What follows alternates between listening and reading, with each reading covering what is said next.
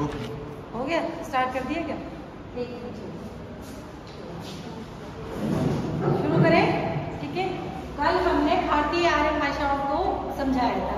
भारतीय आर्य भाषाएं क्या कहलाती हैं?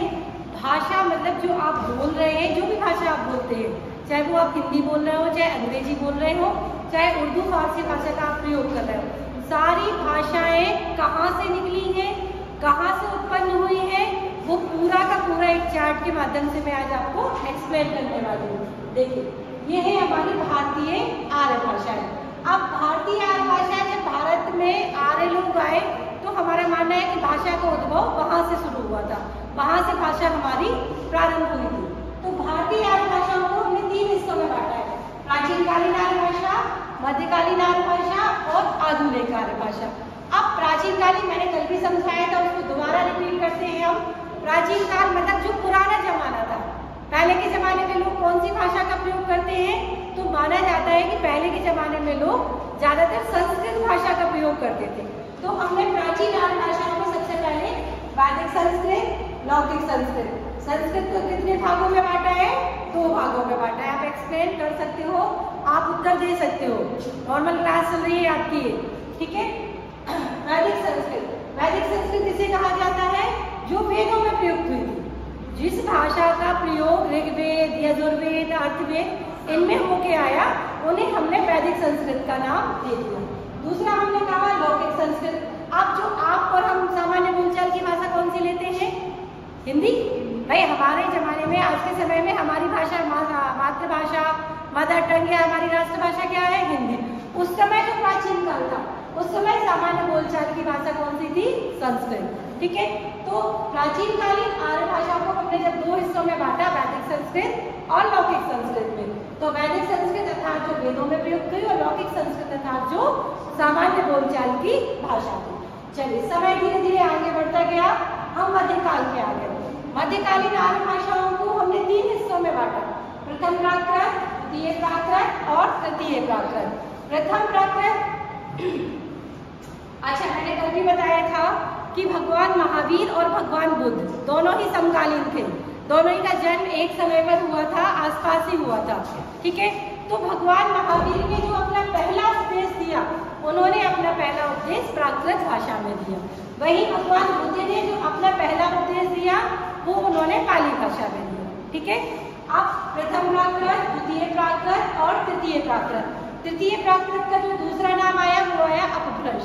ये क्वेश्चन भी बहुत बार बनता है, इसे अपभ्रंश भी कहा जाता है, इसे अपहट्ट भी कहा जाता है। 2 प्रकार से इसका क्वेश्चन बनेंगे आपके टेट, सीटेट या नेट की क्लासेस में, ठीक है ना। या तो इसे अपभ्रंश कहा जाएगा, या इसे अपहट्ट कहा जाएगा, या इसे तृतीय प्राकृत कहा जाएगा। क्लियर कॉन्सेप्ट सभी का? समझ में आई इतनी बात? अब प्रथम प्राकृत से मैंने कल भी बताया था ये बात, दोबारा रिवीजन करते हैं इसको, कि जो भाषाएं फिर आगे बढ़ी, जो विकास आगे हुआ, तो नई नई भाषाओं का उद्भव हुआ। तो नई भाषा प्रथम प्राकृत से कौन कौन सी निकल के आई आपकी? एक पाली और दूसरी शिलालिपि। पाली भाषा में जो भगवान बुद्ध थे, भगवान बुद्ध ने अपना जो उपदेश दिया वो किस भाषा में दिया? पाली भाषा में दिया, ठीक है। वही आपकी शिलालिपि भाषा किसे कहा गया? जो शिलाओं पे लिखी जाती थी। मैंने कहा था पहले जो हमारे पास संरक्षण के लिए कुछ नहीं था कि हम किस चीज में संरक्षण करें, कहाँ सुरक्षित रखें, ना हम डिजिटल थे ना हम मॉडर्न थे। तो कभी पत्तों पे लिख दी जाती थी, कभी पेड़ों की छालों पे लिख दी जाती थी, या कभी शिलालेखों पे लिख दी जाती थी। जो शिलाओं पे लिखी गई वो कौन सी भाषा कहलाई? हमारी शिलालेखी भाषा कहलाई, ठीक है। अब हम बात करते हैं तृतीय अपभ्रंश की। तृतीय प्राकृत का दूसरा नाम हमने कहा अपभ्रंश भाषा।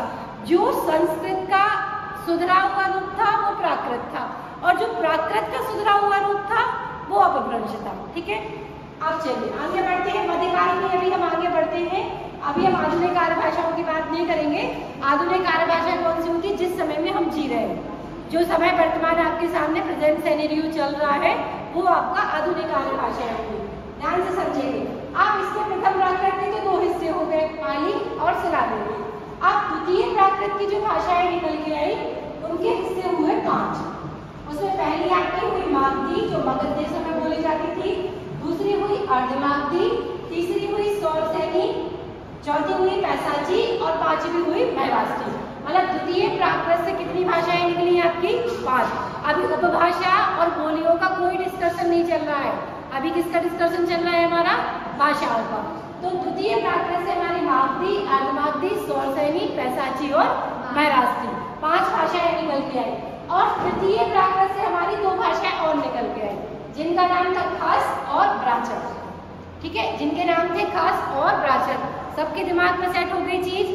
हमने जब मध्यकालीन आर्य भाषाओं के हिस्से किए तो 3 हिस्से किए, प्रथम प्राकृत, द्वितीय प्राकृत और तृतीय प्राकृत। तृतीय प्राकृत का नाम अपभ्रंश या अपहट्टी भी कहा जाता है।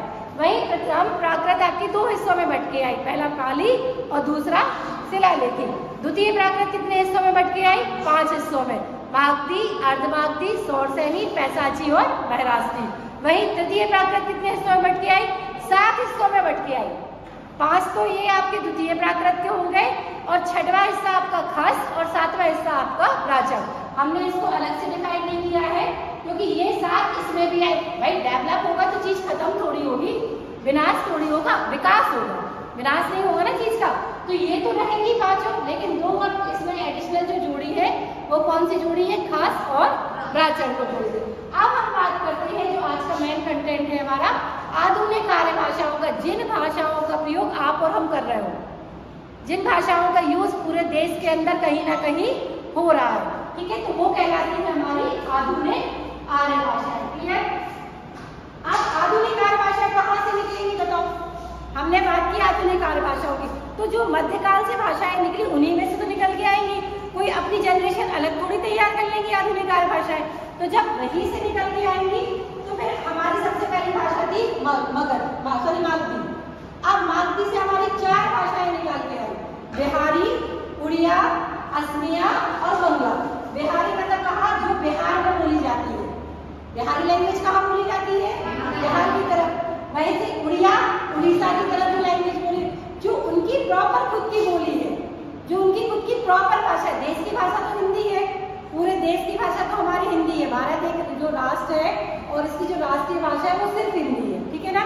लेकिन जो पर्टिकुलर राज्यों में बोली जाती है उसको हमने यहाँ डिवीजन किया है, भाग किया है। तो मागधी से निकल के आए बिहारी, उड़िया, असमिया जो असम में बोली जाती है, और बंगाली जो बंगाल की तरफ बोली जाती है, पश्चिम बंगाल की तरफ जो बोली जाती है। फिर दूसरा हमारा निकल के आया अर्धमागधी। अर्धमागधी से हमारी निकल के आई पूर्वी हिंदी। अवधी, बघेली और छत्तीसगढ़ी होती है। जब हम बोलियां पढ़ेंगे ना उसमें ये कॉन्सेप्ट आपका खुल के आ जाएगा, ठीक है ना। तो पूर्वी हिंदी।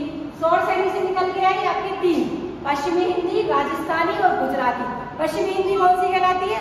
आपकी उत्तर प्रदेश वाली।